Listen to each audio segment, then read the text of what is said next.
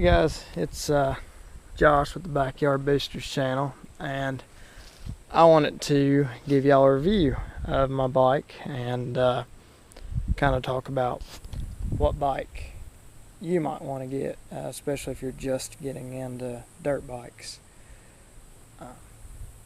I did a motovlog last week and kind of touched on some of the pros and cons of the 125. I'm new to motovlogging, so talking and riding is a little weird, but should be getting better at that.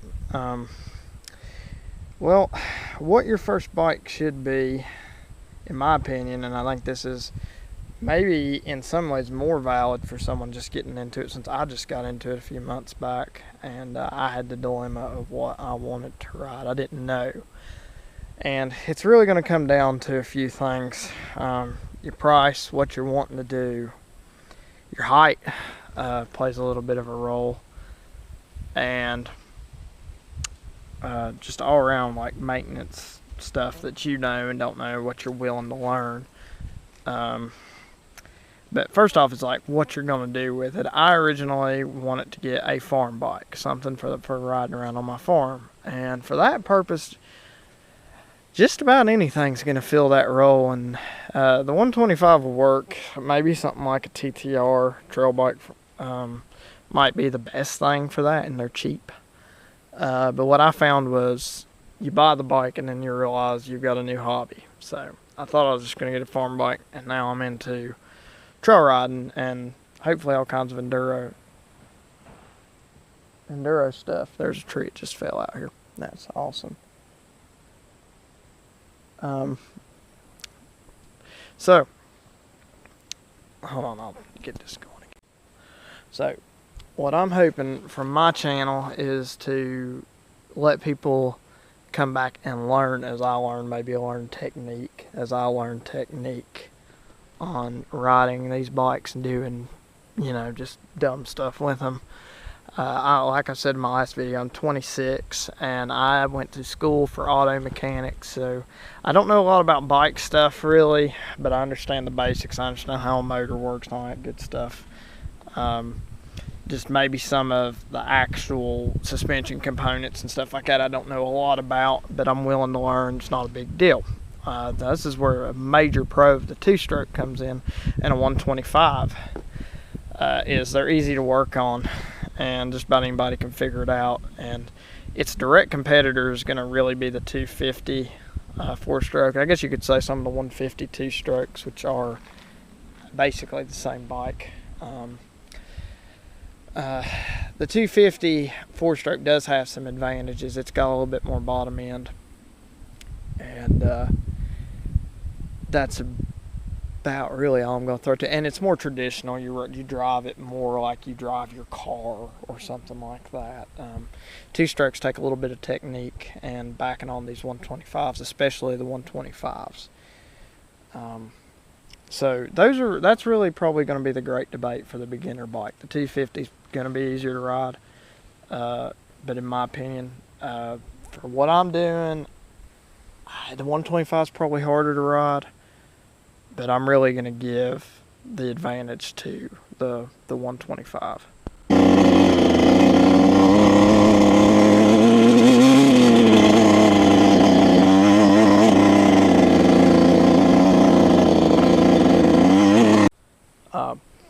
One big pro to these 125s, they're really popular because of motocross, and they're everywhere, so they're easy to find. They're cheap. This one's actually a 98. It's been well taken care of. It's dirty right now because we've kind of got a little drought here in the mountains of Tennessee right now, so I'm trying not to wash it unless I have to, but I normally wash it every other ride because I take a lot of long rides and short rides where I live out here, and I ride mostly in the woods and in the field, and even on my little road. So that's the kind of riding I like, and hopefully I'm wanting to get into tougher stuff. There's a lot of trails around here, and that was my intention, and I do intend to upgrade bikes. If you're really going to stay with it and get into really rough stuff, this is really, this bike for the rough stuff's going to need a really good rider to make it shine. And this bike was definitely a motocross bike. Last guy had it for his trail bike. He didn't have it too long, passed it to me. The guy before him, no doubt, did motocross with it. And that's what they're made for, and that's what the suspension's for. I've already learned the forks, in my opinion, are too stiff.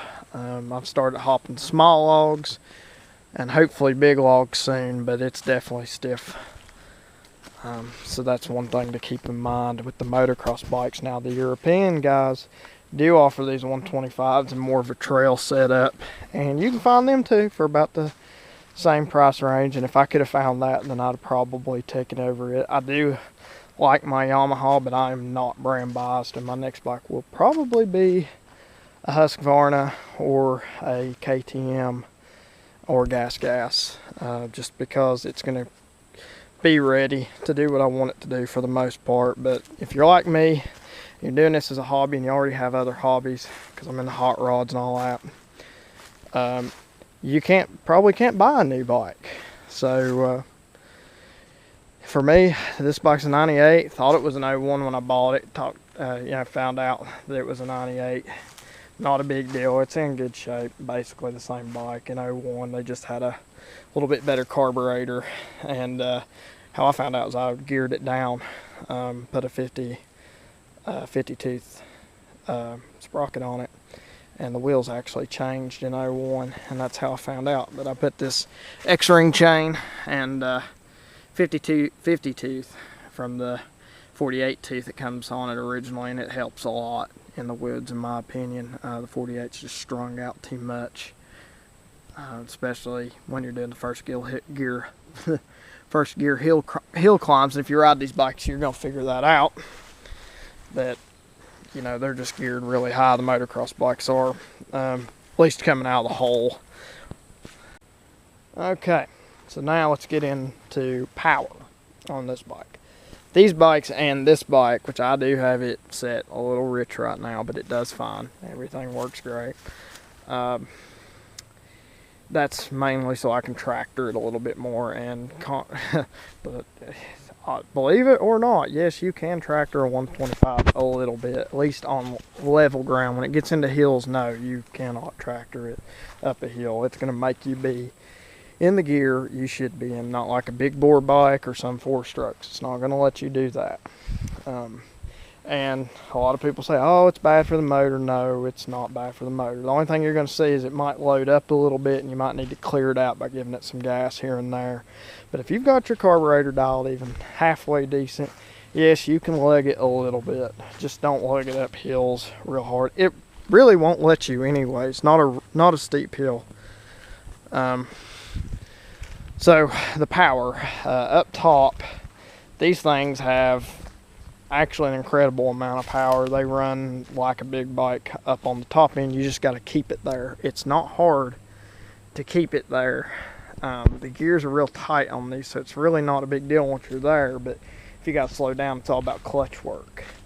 And that's what I think the 125, and why I think it's the best bike for a beginner if you're a grown man or woman, is it's going to build some really good riding characteristics. And there's no doubt about that. It's going to make you build those characteristics, and it's not that hard. It just takes a little getting used to, and I'm not perfect at it yet, and it's going to take a while, but yeah, it will make you ride a certain way. So, like I said, there's plenty of power there. If you're just wanting to fly, it will fly. Undoubtedly, of course, it's not as fast as a big bore bike, but they will run with them. And if you get on one, you're going to figure it out. They are fast. There's plenty of power on it.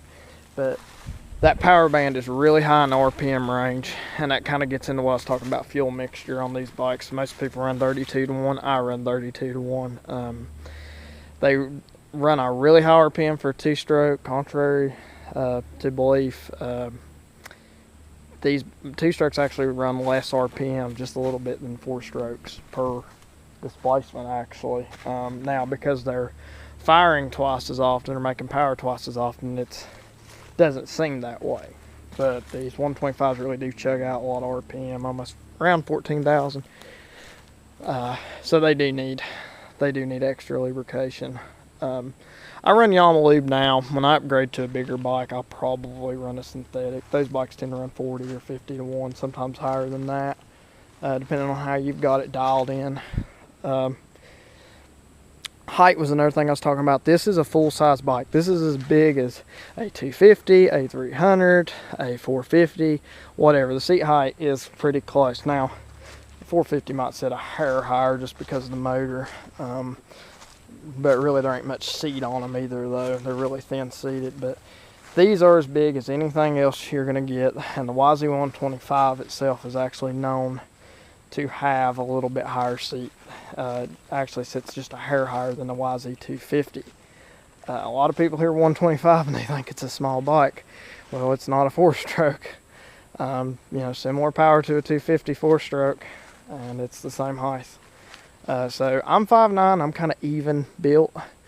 So for me, it's actually a full-size bike. I can fit on one just fine, but they're a hair high with my boots on them on the balls of my feet on level ground. It's not a big deal. Don't bother me. When I first got on, it took a second to get used to, but something to keep in mind. If you're shorter, maybe if you're long-legged, you'll be all right if you're a little bit shorter than 5'9" or so, but otherwise, you'll either be lowering the bike, trimming the seat, or you can go for another bike like a KX100. I'm really, or even the TTRs if you're not looking for speed or anything like that. Those are tough bikes, I guess you could say. But I'm all about the 2-stroke with these bikes. I think that 2-strokes fit a perfect niche, and when you get below that 500cc area, they're hard to argue with. So that's it. I do really love my YZ though, and I'm probably not going to let it go when I upgrade. It'll probably be a spare bike. I got it for pretty cheap, and I'm coming up on my rebuild. I'm probably going to do it next weekend. I'll have a kind of a quick video of that. It'll be my first rebuild of a 2-stroke dirt bike engine, but I've rebuilt 2-strokes on lots of other stuff though, so I'm not really too worried about it. Now, the last thing I'm going to get into is, I've already kind of said, do I recommend the bike, but how do I recommend the bike? And that, like I said, is to anybody, if you think you're going to be aggressive and you want to ride right, you want to ride on the pipe and ride fast on a trail, this will work. This is a wonderful bike to start on. It's a terrible bike, though, for somebody that doesn't want to be aggressive with it, and it's kind of a terrible bike for anybody that's a beginner to get on a really bad trail. You need to start on something easy, because I got in over my head really quick on it on some tough stuff, and that's not fun. Well, something amazing about it, it is extremely light, and this is a steel frame bike. I can't personally really tell a huge difference in the aluminum frames, probably because I'm just terrible right now, but it's flickable, it's lightweight, it's easy to move, it's easy to pick up. This bike's like right now right around 195, 200 pounds, which is light. It has a skid plate. I've got it, the FMF exhaust all the way through. That one's a little dinged up. I'm gonna fix that. Got a skid plate on it. And these guards, which are wonderful. Somebody already had those on them. I had to. All I've really added to it's the kickstand, which is the best thing in the world if you're going to trail ride, and that's a good one. It is the Pro Moto billet kickstand. It's a little expensive. I trimmed this frame linkage from Works connection, so I could keep it on the bike. I need to clean that area up. But I've been out here riding today. That's the best thing in the world. I think it's about stupid to go trail riding without a kickstand. I understand it for motocross and all that, but that is a tough kickstand right there.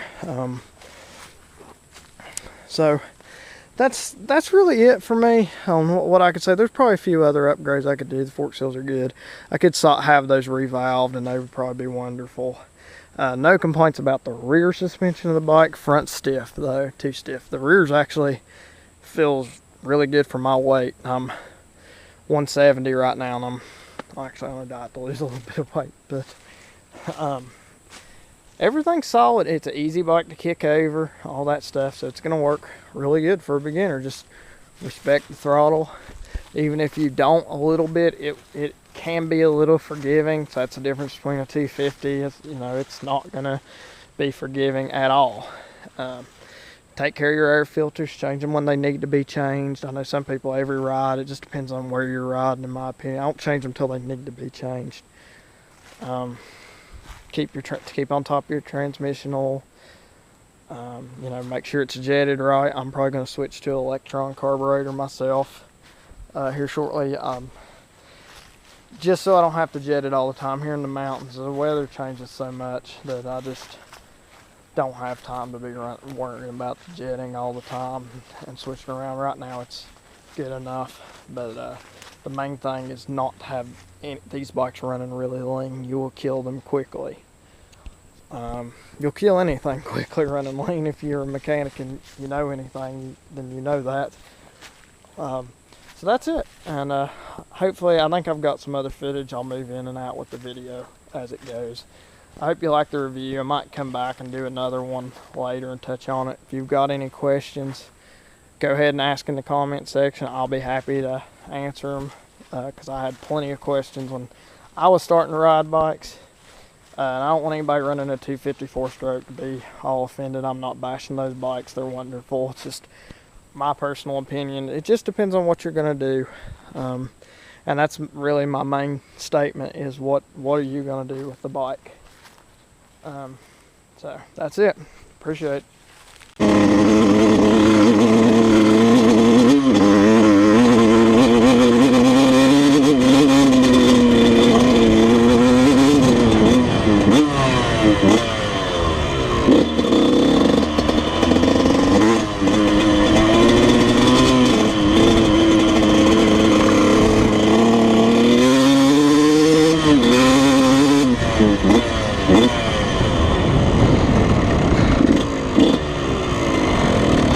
Oh, it's so fun.